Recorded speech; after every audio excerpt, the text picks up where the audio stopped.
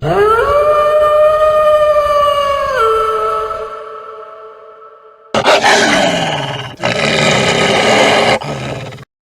the fall of 2020, while out blacktail deer hunting in the Chilcotin Mountains of British Columbia, Erik returned to his camp to find it completely destroyed.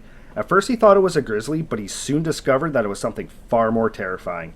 But before we get into his encounter, welcome back to Dark Wilderness, where I share encounters with the unexplained. If you've had an encounter that you would like to share, please email it to me at the link below. And if you like today's story, please gently slap that like button, as I'll be uploading 3 to 5 times every week. So please build a lean-to over that subscribe button so you don't miss out on any future content. Now, let's get into today's encounter. Today's encounter comes from Erik, and it happened in the fall of 2020 while he was out solo blacktail deer hunting in the remote wilderness of the Chilcotin Mountains of British Columbia. Erik had grown up hunting, and he had actually hunted this particular location several times growing up. However, it had been about 20 years since he had actually been out there. This area is incredibly remote. In order to get to where he was going, he had to drive 20 miles down a haul road, park his truck, and then walk for a full half a day into the mountains to get to where he would set up camp. That would be enough to deter most people from going off on a solo trek like this by themselves, but not Erik. See, Erik was actually a 15-year veteran of the Canadian Forces, and he served in a unit that was called the 3rd Royal Canadian Regiment. So he was very confident with his skill set and very confident in the woods. So it was no problem for him to go off and do this by himself.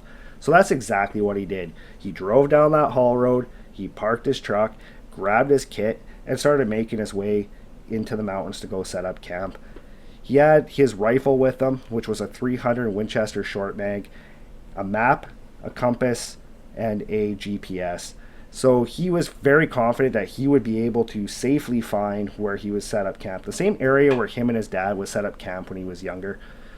So he walked through the mountains, and he came to a valley. There's a little river that goes through this valley, and that's exactly where he set up his camp, right up along that water. So he set up his camp, got a fire going, ate some beans and sausages, kind of went through all of his kit just to make sure everything was in order for the next day. Once it got dark, he crawled into his tent, set an alarm, and he went off to sleep. He woke up the next morning at 3 a.m., got up, he ate a quick breakfast, packed his day pack with a couple of rations for the day, and then he started walking along that river. And he had to walk for about 2 hours, and eventually that little valley started to widen up, and there was another valley that actually connected to that valley that he was camping in. And he knew that there was a plateau about 200-300 feet up the side of this mountain, and that's where he wanted to go set up for the morning. He wanted to go up to this plateau so that he could just kind of glass the area just to see what kind of deer movements there were. So he turned and he started making his way up the side of this mountain up to this plateau. When he got up there, he set up his spotting scope and he just waited for dawn to break. Once dawn broke, he just spent the entire morning just glassing those two valleys. He had seen so many deer move across those river basins that around noon he decided he was going to climb down the side of the mountain and he was going to go set up right where those two rivers met, because he figured for sure that was the best spot where he would have the best luck at getting a deer that night. So that's exactly what he did. He set up right where the two rivers met, and he sat there all the way until dark. Once it got dark, he pulled out his GPS and he started making his way back to camp. Now, he had a 2-hour walk to get back to camp, just like he had a 2-hour walk to get into where he was hunting in the morning. So he made his way along that river, and when he was about 50 yards away from camp, he noticed that his food bag that he had hung up that morning after breakfast was gone. The rope was gone, everything was just gone. So he instantly thought, great, a bear's come and stolen my food. So he started to get a little nervous about what he was going to find when he got back to his camp. Sure enough, when he got to his campsite, it was completely ransacked. His tent was ripped to shreds, his kit was all over the ground, all over the campsite, and his stove was completely crushed. So his first thought was, this was a big grizzly. So right away, he went around his camp, just kind of taking stock of what was damaged, what was missing, and just kind of trying to find any sign of a bear, just to see the size of its print, just so he knew what he was up against. He didn't end up finding any bear prints around camp, though, so he just kind of went around, gathered up all of his kit, and then he stood there and just stared at the remnants of his tent. He was super mad at this point because he knew he can't sleep in this tent. He has no food. So he knows that he has to cut his trip short. And he also knew that, you know what, it's way too dangerous to make my way back to the truck tonight. So he knew he was going to have to stay there that night. But now he needed shelter. Luckily, though, he had a tarp and he had some rope with him. And he was actually able to make himself a lean-to. And he built it right beside his fire ring.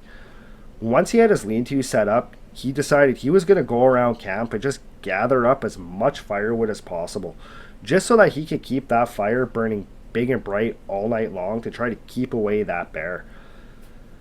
Once he had gathered all of his firewood and he thought it would be enough for the night, he had a quick emergency ration from his day pack, and then he crawled into his sleeping bag inside the lean-to. Shortly after lying down, he heard something really big moving directly towards him from in the woods. He instantly thought for sure it had to have been that bear. So he grabbed his rifle and he just lied completely motionless inside of his lean-to, just listening to this thing move closer and closer towards him.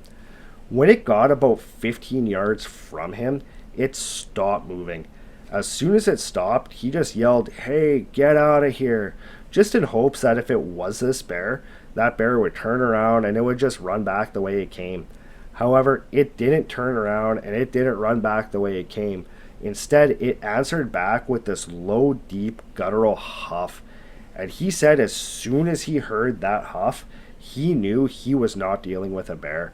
He had heard bears huff before. He said this sound was completely different. He said it was way too deep and way too guttural, and he had never heard a grizzly sound like that before. So it put him into a little bit of a panic mode, and he jumped out of his lean-to and he got his rifle up and he was just kind of scanning all around camp trying to figure out exactly what had been moving towards him. At first he couldn't see anything, and then from behind the lean-to, about 9.5 feet off the ground, he noticed there were these two red eyes just staring right back at him. So he quickly got his rifle trained right in the direction of those eyes. And as soon as he did that, those eyes ducked in behind this tree that it was peering around the corner of. So when it did that, he instantly kind of thought, is this thing just hiding, or is it going to circle around and is it going to flank me and try to get me? So he had his rifle up again and he just kept kind of looking all around camp, just trying to pay attention to what was going on to see if this thing for sure was behind this tree still, or if it had been circling around trying to get up from behind him. He said as he was looking around, those eyes that ducked in behind the tree all of a sudden peered around from the other side of the tree.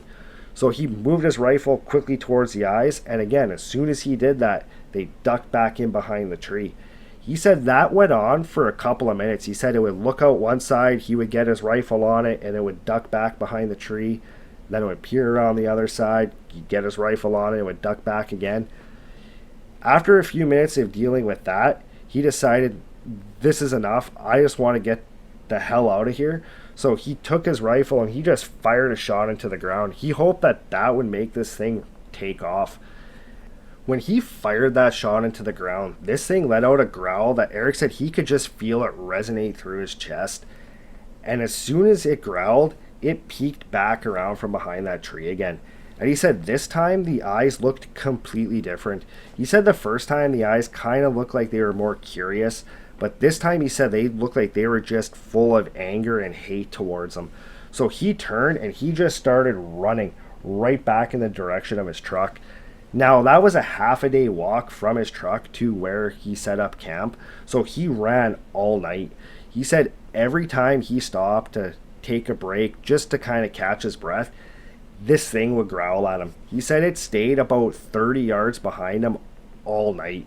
Once it got lighter and he kind of knew where he was, he knew he wasn't that far from his truck anymore, he started to feel a little bit of relief because he knew pretty soon he would be at his truck. When he got to the haul road and his truck came into sight, he just used every last ounce of strength just to sprint directly to his truck. When he got to his truck, he had to turn and look back towards that bush line that he had just come out of. And when he did that, he noticed there was actually two of these Sasquatch staring at him. So all night, he was not chased out of the woods by one. He had two of these things chasing him all the way back to his truck. Erik has not told anybody about that. He said he just doesn't like to talk about it. He said he's always been afraid that if he says anything about it, people are just going to think he's nuts. I asked him if he had any advice, and his advice is never go into the mountains alone. He said always go with at least one other person, and just if you do come across one of these things, he said don't shoot the ground. He said that just seemed to really anger it. He said before he shot, as he said, the eyes looked like they were more curious. He only fired a shot just out of fear, but he does not recommend doing that. He figures if he wanted to shot, this thing might have eventually left, but him shooting the ground just triggered this angry response from it. Well, that's it for today's encounter. As always, if you have any comments on this, please leave it in the comments below. And if you haven't done so already, please build a lean-to over that subscribe button, and I'll see you next time.